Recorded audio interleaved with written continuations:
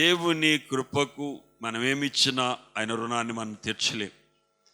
ఎందుకంటే పాత్రులము కానీ యోగ్యత లేని మనలను యోగ్యులుగా చేసుకొని ఆయన కృపకు పాత్రులుగా ఎంచి ఆయన కృపాసనం ఎదుట మనలను ప్రభు నిలబెట్టాడు. దేవునికి స్తోత్రం. హల్లెలూయా, హల్లెలూయా. ఒక ప్రత్యేకమైన రోజు ఏంటనగా ఇది ఫ్లామ్ సండే, అంటే మట్టల ఆదివారం. ఏ ఆదివారం అండి? మట్ల ఆదివారం. ఏడాదికి ఎన్నిసార్లు వస్తుందండి? ఒక్కసారే వస్తుందండి. పండుగ సంవత్సరానికి ఎప్పుడు వస్తుందండి? ఒక్కసారే వస్తుంది. అయితే ఆ పండుగలో మనము మన కుటుంబాలు పాల్గొనాలి. నువ్వు చాలా కాలం నుంచి నువ్వు అడుగుతున్నావు అని చెప్పొచ్చు, కానీ అడిగినా నీకు ఎందుకు దొరకట్లేదు? ఎందుకు ప్రభు ఇవ్వట్లేదు? ఎప్పుడైనా మనం అడిగింది ప్రభు ఇవ్వకపోతే మనం ఆలోచించాలి, ఎందుకు ప్రభు మనకి ఇవ్వట్లేదు? ఎందుకంటే మన దేవుడు ఇవ్వని దేవుడు కాదండి. కొంతమంది మనుషులు ఉంటారండి, మన కష్టాలు ఉన్నామనుకోండి, ఏమన్నా అడుగుతామని ముఖం పక్క పెట్టుకుని వెళ్ళిపోతారండి. వాళ్ళ తల్లిదండ్రులు కావచ్చు, బిడ్డలు కావచ్చు, స్నేహితులు కావచ్చు, బంధువులు కావచ్చు, ఎవరైనా మన కష్టాలు ఉన్నామనుకోండి, మరి వాళ్ళు ఏం చేస్తారంటే ఏదైనా సహాయం చేయాలి. కానీ నా దేవుడు అలాంటి దేవుడు కాదండి. నువ్వు ఎప్పుడైతే కష్టంలో ఉన్నావో అప్పుడు నీ ఎదుటికి వచ్చి నిలబడి నా బిడ్డ అడుగుతుందేమో, నా బిడ్డ అడుగుతుందేమో, నా బిడ్డకి ఇవ్వాలని ఎదురు చూసే దేవుడండి. నువ్వు అడగటం అంటే ఆయనకి ఇష్టం అటండి. నువ్వు అడగటం అంటే ఆయనకి ఇష్టం అటండి. మన తల్లిదండ్రులకు అడగటం వాళ్ళకి బహు ఏయమండి, బహు ఎలర్జీ వచ్చేస్తాను మనం అడిగితేని. అయ్యో నా బిడ్డే కదా అడుగుతున్నాడు కదా, ఇది నేను చేయటం న్యాయమే కదా అని తల్లిదండ్రులు కూడా అనుకోనటువంటి పరిస్థితులు, అటువంటి లోకంలో మనం ఉన్నాం. కానీ నా ప్రభు అలా కాదండి. నువ్వు అడిగితే ఆయనకి ఇష్టం అటండి, నీకు ఇవ్వటం అటండి ఆయనకి చాలా ముచ్చటట. ఇష్టానికి ముచ్చటానికి చాలా తేడా ఉంది తెలుసండి. ఇష్టం మనసుకు సంబంధించింది, ముచ్చట అనేది మనసుకి శరీరానికి కూడా సంబంధించిందండి. దేవునికి స్తోత్రం. హల్లెలూయా, హల్లెలూయా. మనకివ్వటం అన్ని కోసాల కూడా ప్రభు ఏం చేస్తున్నాడు? సంతోషిస్తున్నాడు. కనుక ప్రియమైనటువంటి వారు, ఇప్పుడు వరకు నువ్వు అడగకపోతే అడుగు. ఇప్పుడు వరకు నువ్వు అడిగిన ప్రభు ఇవ్వకపోతే నీలో ప్రభుకి నీకు మధ్య ఏదైతే ఆటంకం ఉందో, నీ మొర ప్రభుకు చేరుకోకుండా ఏదైతే ఆటంకం నిలిచిందో అట్టి ఆటంకాన్ని తీసివేయమని మొదటి ప్రభుని అడుగు. దేవునికి స్తోత్రం. హల్లెలూయా, హల్లెలూయా. మీరు మంచోళ్ళు కాబట్టి అడుక్కోకుండానే ఈరోజు మట్లాదివారం మేము ప్రభు సన్నిధికి మట్లట్టుకుని వెళ్ళాలి అని చెప్పేసి ఉంటారు. ఏదేమైనప్పటికీ కూడా ఈరోజు ప్రభు ఆ రోజున ఆ యొక్క యాత్ర ద్వారా, సువార్త పరిచర్య ద్వారా లోకానికి ఏమి నేర్పాడనే దాని గురించి మనం ఈరోజు ధ్యానం చేద్దాం. పరిశుద్ధ గ్రంథము నుండి మత్తయి సువార్త 21వ అధ్యాయము. మత్తయి సువార్త 21వ అధ్యాయము 10వ వచనాన్ని చదువుకుందాం. చదివేవారు మైక్ దగ్గరికి వచ్చి చదవండి. మరండి. మత్తయి సువార్త 21వ అధ్యాయము 10వ వచనం. ఆయన యెరూషలేములోనికి వచ్చినప్పుడు ఆయన యెరూషలేములోనికి వచ్చినప్పుడు పట్టణమంతయు ఈయన ఎవరో అని కలవరపడెను. ఆ మాట అందరూ కలిసి చెప్దామా? ఆయన యెరూషలేములోనికి వచ్చినప్పుడు పట్టణమంతయు ఈయన ఎవరో అని కలవరపడెను.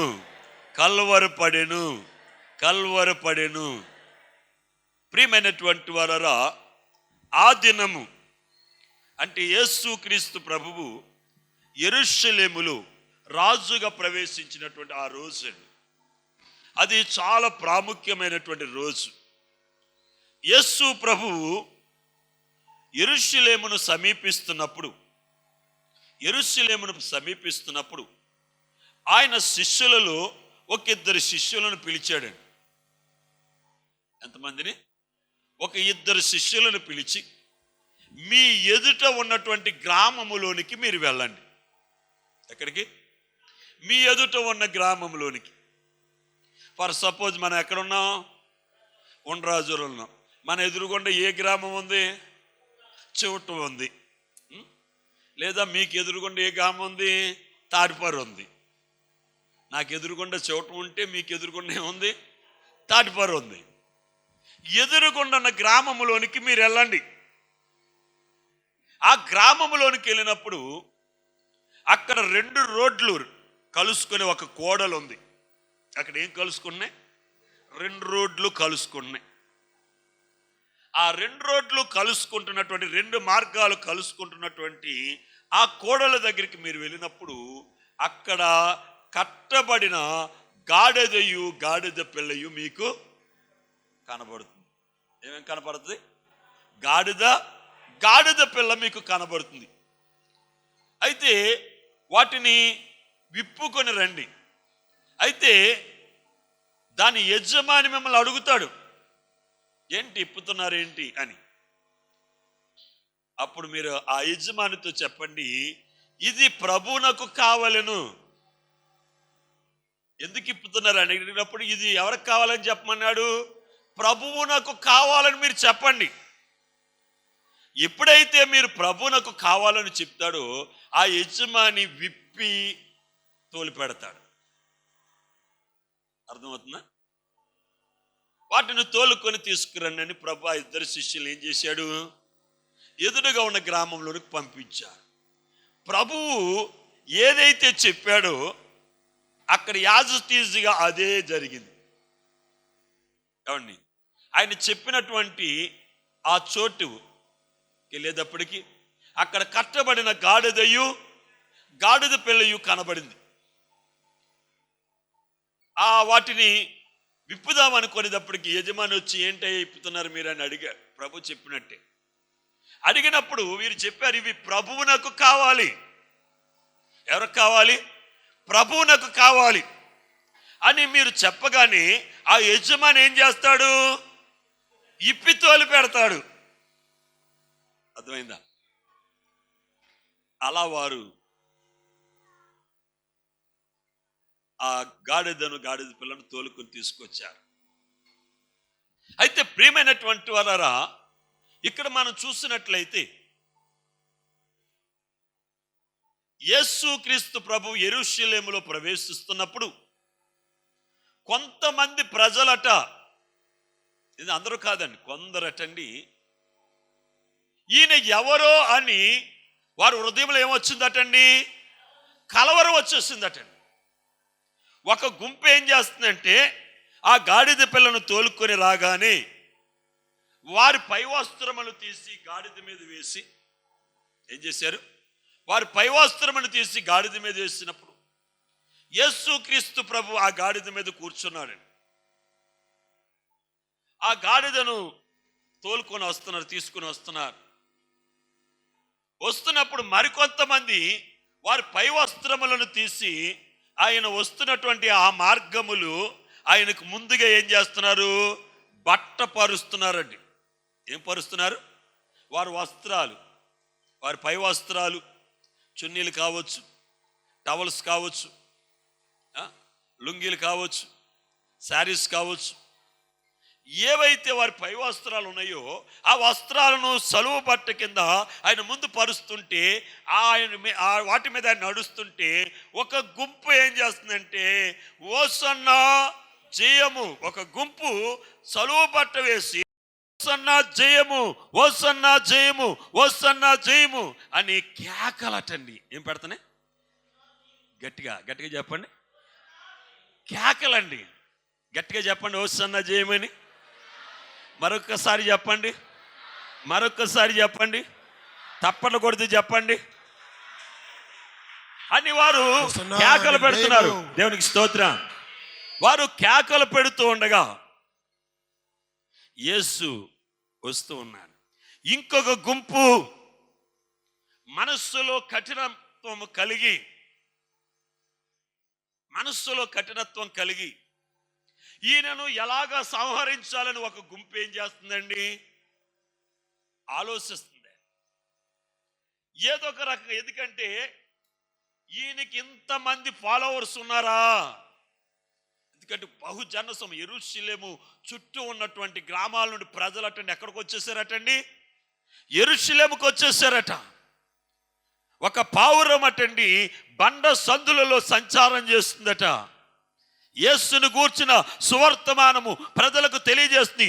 ఇదిగో నీ రాజు, నీ రాజు, నీ రాజు నీ మధ్యకు వచ్చుచున్నాడు అని సువార్త ప్రకటిస్తుంటే ప్రజలటండి వారు చేస్తున్న పనులు ఎక్కడెక్కడ విడిచిపెట్టేసి చెట్లు కొమ్మలు తీసుకుని ఖర్జూరపు మట్టలు చేతబట్టుకుని వీరందరూ యెరూషలేము వీధుల్లో ఆ ఖర్జూరపు మట్టలను చేతబట్టుకొని, మట్టలను ఏం చేస్తున్నారండి?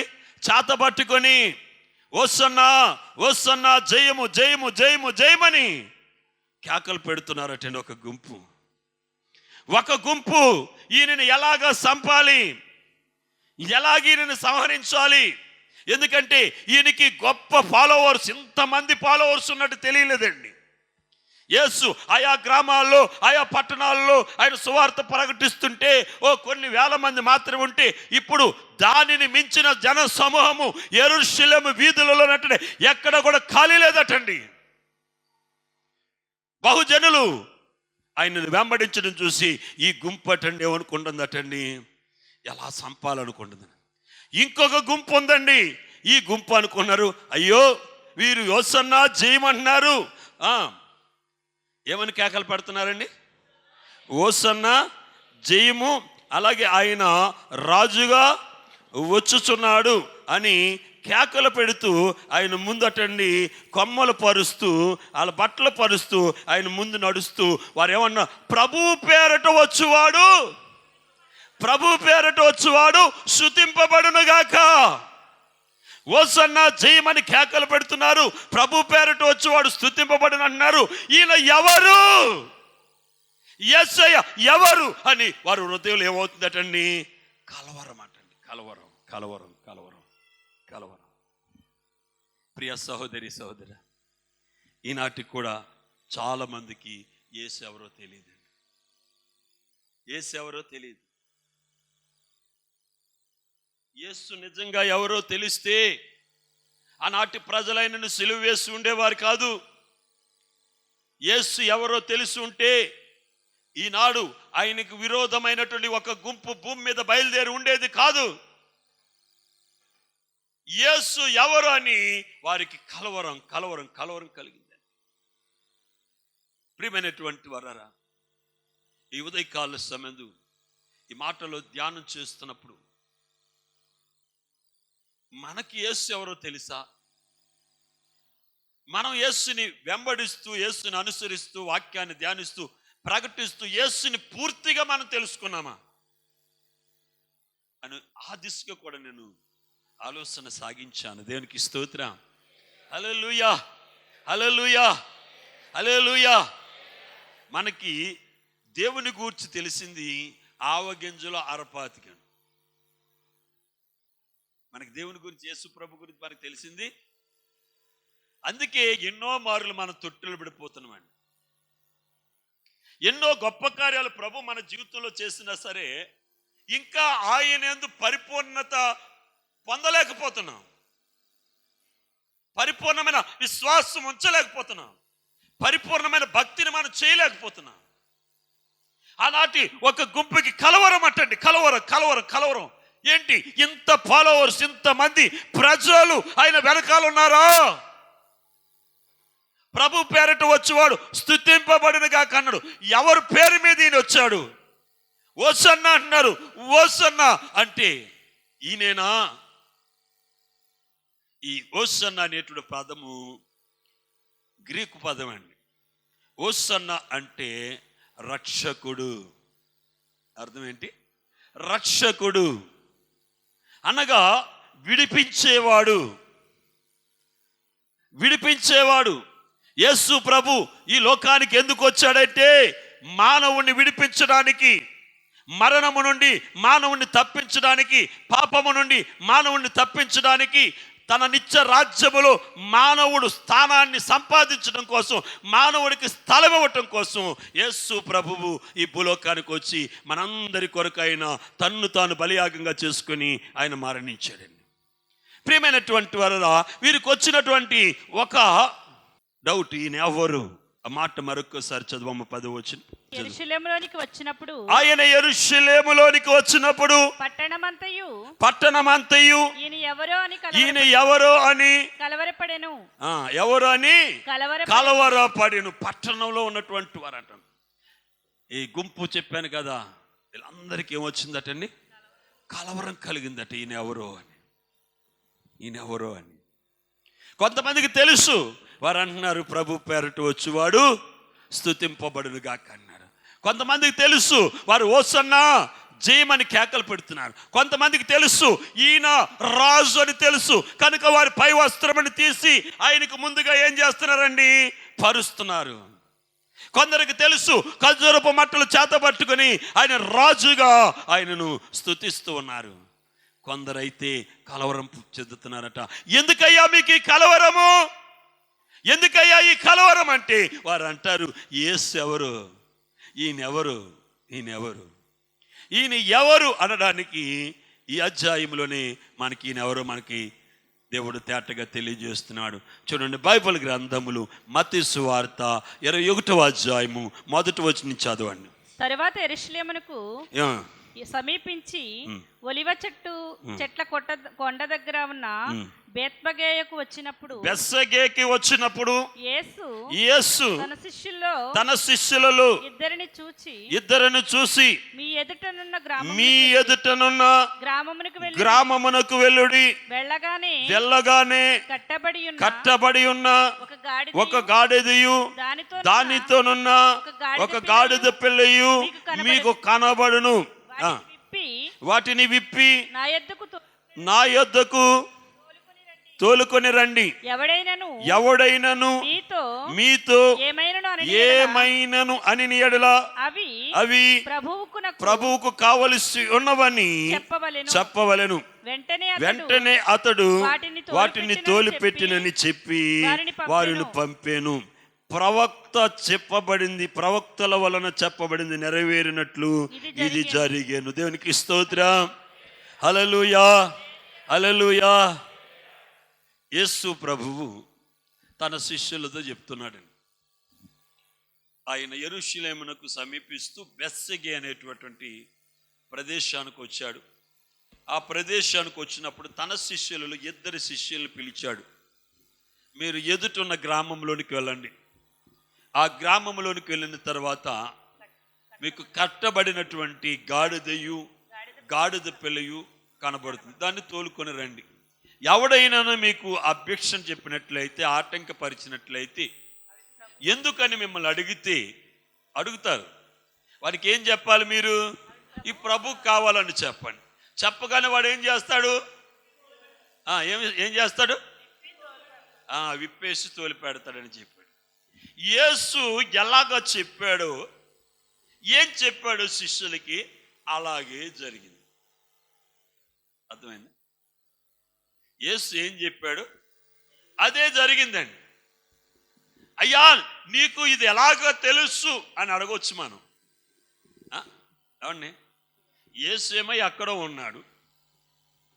ఈయన పోనీ గాడిద దగ్గరికి వెళ్ళి చూసి రాలేదండి. లేకపోతే ఆ మనుషుని దగ్గరికి వెళ్ళి నాకు కావాలి, మా మనుషులు వస్తారు, మీరు ఇప్పేసి తోలి పెట్టండి అని చెప్పాడా? చెప్పండి, ముందెళ్ళి చెప్పాడా? చెప్పలేదు కదండి. వెళ్ళమన్నాడు. పలానా 2 రోడ్లు కలయిక ఉంటుంది అన్నాడు. ఆ కలిసిన చోట ఒక గాడిద పిల్లయు కట్టబడి ఉంటుంది. వాటిని ఇప్పి తోలుకొని రండి. ఎవడైనా మిమ్మల్ని అడిగితే ఎవరు అడుగుతారు? యజమాని అడుగుతాడు. ఏమండి, మా దొడ్లోకి వచ్చి మా పశువుని ఇప్పుకెళ్ళిపోతున్నారు, ఎవరు అడుగుతారు చెప్పండి? ఎవరు అడుగుతారు?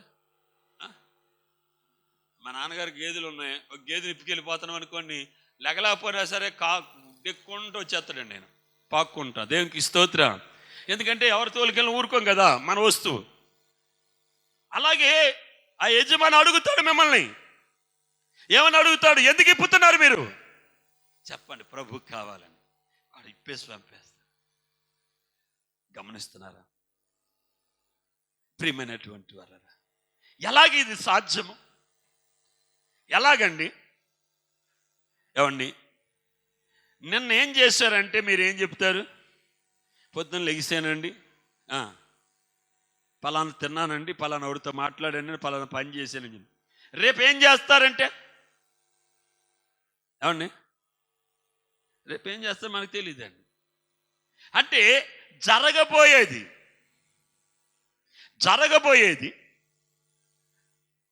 కనబడంది తాను చూసినట్టుగా, తాను విన్నట్టుగా ఆయన ముందుగానే చెప్తున్నాడు. ఎవరికి సాధ్యమండి ఇది? దేవునికే సాధ్యము. ఎందుకంటే ఆయన సర్వజ్ఞాని. చెప్పండి గట్టిగా, సర్వజ్ఞాని. రేపటిది తెలిసినవాడు. సర్వజ్ఞానా కాదా? ఎవరికి రేపటి తెలుస్తుందండి?